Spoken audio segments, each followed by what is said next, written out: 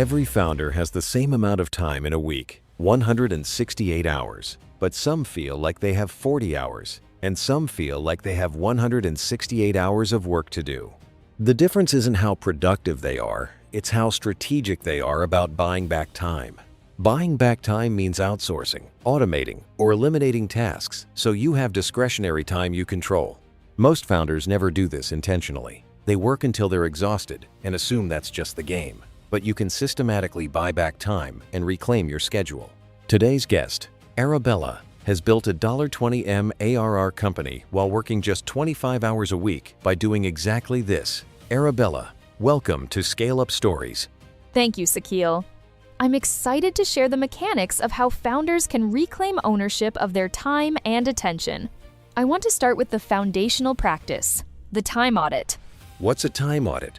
It's tracking where every hour of your time actually goes for a full week, not estimated actual tracking. Most founders have no idea how they're actually spending their time. The gap between where they think their time goes and where it actually goes is usually 20 to 30 hours per week. How do you do a time audit? You track every 15 minutes for a full week. What were you doing? Who were you with? Was this high leverage or low leverage? Use a time tracking app or a spreadsheet. The tool doesn't matter. The tracking does. It's often painful. You'll discover time leaks and get frustrated, but this pain is the foundation of change. You can't fix what you don't measure. What kind of time leaks do people find? Slack messages that could be batched, meetings that could be async, small decisions that don't need you, interruptions that break focus. One founder I worked with found she was spending 3 hours a day on Slack and thought it was only 30 minutes. After seeing the data, she switched to checking Slack twice a day. Most founders lose 10 to 15 hours a week to time leaks. That's an entire workday. How do you find and address these leaks? The time audit reveals them. You'll see, for example, that your morning is fragmented by Slack, meetings, emails, creating 4 hours of interruption and no deep work. You'll also find mystery hours, usually from task switching. Once you find leaks, categorize. What's important, what can be delegated, automated, or eliminated. Then, fix each leak. Batching Slack, declining meetings, batching email, all these are simple fixes once you see the leak. The beautiful thing is, solutions are usually straightforward after identification. Walk us through how to actually buy back time. There's a hierarchy. Eliminate first, then delegate, then automate, then batch. Start with elimination. Elimination is powerful. If something doesn't need to happen, the best way to save time is to not do it. Meetings you don't need, relationships that don't matter, work with no impact, all can be cut. How much time can you eliminate this way? Typically 5 to 10 hours a week, just by cutting non-essential meetings and activities. What's the second tier? Delegation. Identify work that doesn't require your unique skills, customer support, admin, scheduling, data entry, reporting, and hand it off. That can free up 15 to 20 hours a week. And automation? Use tools like Zapier, Slackbots, AI for customer service, calendar apps for scheduling, and automated reporting. That's another 10 to 15 hours per week, often cheaper than hiring. What about batching? Batching means grouping similar tasks together, respond to all emails at once, group meetings together. This protects your focus and saves time. Give me specific examples of how you bought back time. My biggest leak was email. I was checking constantly, maybe 50 times a day, breaking my focus with every notification. I eliminated that by only checking email at 9 a.m. and 4 p.m. Urgent issues are flagged automatically in Slack. Everything else waits. This saved 4 hours a week and, more importantly, gave me back my focus. That seems hard. It was hard for a week. Then it became normal. Most email isn't urgent, and my team learned to reach me for true emergencies. What else? I had 10 direct reports with weekly one-on-ones, 10 hours of meetings plus prep and follow-up. Really 15 hours. I cut that to monthly one-on-ones and held open office hours instead. That freed up 12 hours a week. Did people feel abandoned? At first, but then they preferred it. They gained autonomy, and our monthly conversations were deeper and more valuable. What about automation? I automated invoicing, reporting, customer follow-ups, and internal scheduling using tools like Calendly. That saved about 12 hours a week for $200 a month.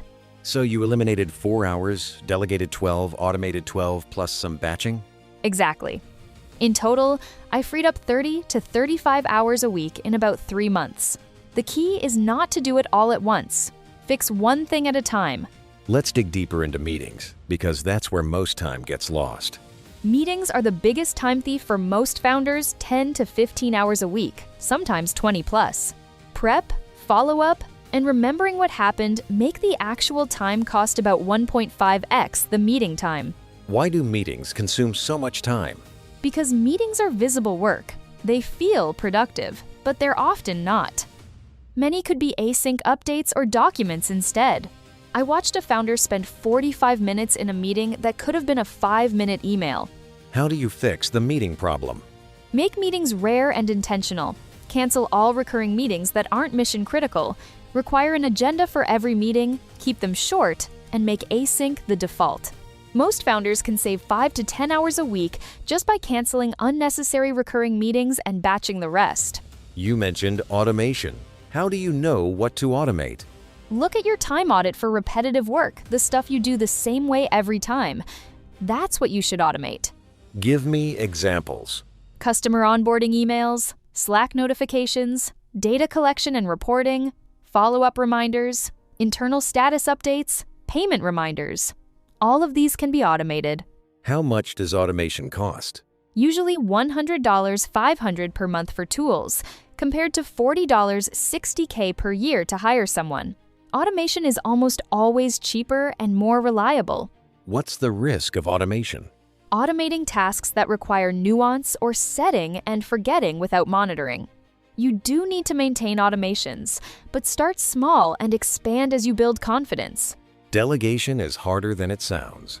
It is. Most founders struggle because they want control or think they can do it better and faster, but holding on to everything prevents scaling.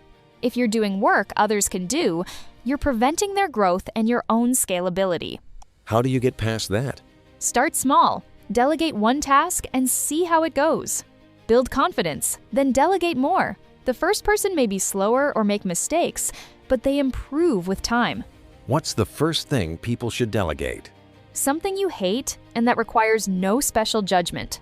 For me, it was scheduling. It cost $2,000 a month to delegate, but saved me not just time, but mental space. What else can be delegated? Email management, expense reports, admin, meeting scheduling, note-taking, social media, and customer support. Anything routine that doesn't require your unique judgment. How much time can delegation free up? 15 to 20 hours a week if you're aggressive. After delegation, what remains should be work only you can do. Is this about being lazy? Not at all. It's about being strategic. Lazy is not doing the work. Strategic is getting the work done by someone else, so you can focus on what matters. How do you sell this to your team? You're not just delegating work, you're distributing responsibility and empowering your team with ownership and autonomy. What about team members who feel abandoned? Usually, those are people used to managing up, not their own work. When you set clear boundaries, most adapt, and the ones who can't usually aren't the right fit. How do you approach time buying strategically across the life of the company? Phase 1, elimination. Cut what you don't need. Phase 2, delegation. Hand off everything, not your unique strength. Phase 3, automation for repetitive tasks. Phase 4, focus your time on what only you can do. Do these phases sequentially. Elimination creates space for delegation. Delegation creates budget for automation. How long should each phase take? Elimination, 1 to 2 weeks. Delegation, 1 to 3 months to hire and onboard. Automation, ongoing, some quick, some take months. What if you mess up with delegation? You learn and adjust. Delegation is iterative. Improve instructions and processes over time. The best delegators have failed and learned what works. Rapid fire? Ready. Biggest time leak for founders? Meetings. Almost always meetings. Easiest thing to eliminate? Recurring meetings you forgot existed. Easiest thing to delegate? Admin work scheduling, email, operations, Easiest thing to automate? email workflows, and notifications. How much should you spend on buying back time? As much as saves founder time. If it saves 1 hour a week, $100 a month is break even. What's something you shouldn't buy back? Building relationships with key people you can't automate or delegate that. How long does it take to feel the benefits? 3 to 4 weeks for the habits to stick and for free time to appear. Arabella, close us out. What should every founder understand about buying back time? The most important thing is understanding you are the limiting factor in your company. Your time, attention, and focus are the constraints. If you're always busy, your company stays small. If you're strategic with your time, your company can grow. How do you know if you're spending your time right? Ask, am I doing something only I can do or something anyone could do? If it's the latter, you're wasting your time. What's the hardest part of buying back time? Letting go of the myth that you need to do everything. You don't. Do what only you can do everything else is waste.